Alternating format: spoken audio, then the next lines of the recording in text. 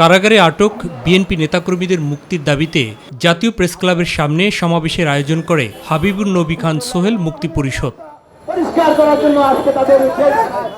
দ্বাদশ জাতীয় সংসদ নির্বাচনের মতো আসন্ন উপজেলা পরিষদ নির্বাচনও দেশের মানুষ প্রত্যাখ্যান করবে মন্তব্য করে সম্প্রতি আওয়ামী লীগ সাধারণ সম্পাদক ওবায়দুল কাদেরের বক্তব্যের জবাব দেন বিএনপির সিনিয়র যুগ্ম মহাসচিব রিজভী আহমেদ।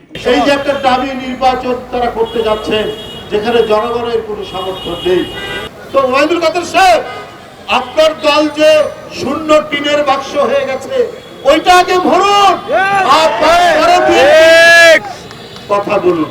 বিএনপি দুর্বল হয়েছে না সবল আছে এইটা তো টের পান প্রতি মুহূর্তে, যার কারণে আওয়ামী লীগকে দিয়ে মোকাবেলা করার সাহস নাই বিএনপি।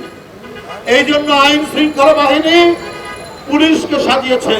পরে বাংলা মোটর এলাকায় উপজেলা পরিষদ নির্বাচনে ভোটারদের কেন্দ্রে না যাওয়ার আহ্বান সম্বলিত লিফলেট বিতরণ করেন রিজভী আহমেদ সহ ঢাকা মহানগর দক্ষিণের নেতারা। এদিকে ঢাকা রিপোর্টার্স ইউনিটি মিলনায়তনে নেজামে ইসলামী পার্টির আলোচনা সভায় নাগরিক ঐক্যের আহ্বায়ক মাহমুদুর রহমান মান্না ক্ষমতাসীনদের বিরুদ্ধে সকল রাজনৈতিক দলকে নতুন উদ্যমে ঐক্যবদ্ধ আন্দোলন গড়ে তোলার আহ্বান জানান। এই সরকারকে ফেলতে হবে, এই সরকারকে পদত্যাগে বাধ্য করতে হবে, সেইখানে রাস্তায় আমাদের ঐক্য হবেই, এই একটা আমি বিশ্বাস করি। মাহবুব সৈকত, মাই টিভি, ঢাকা।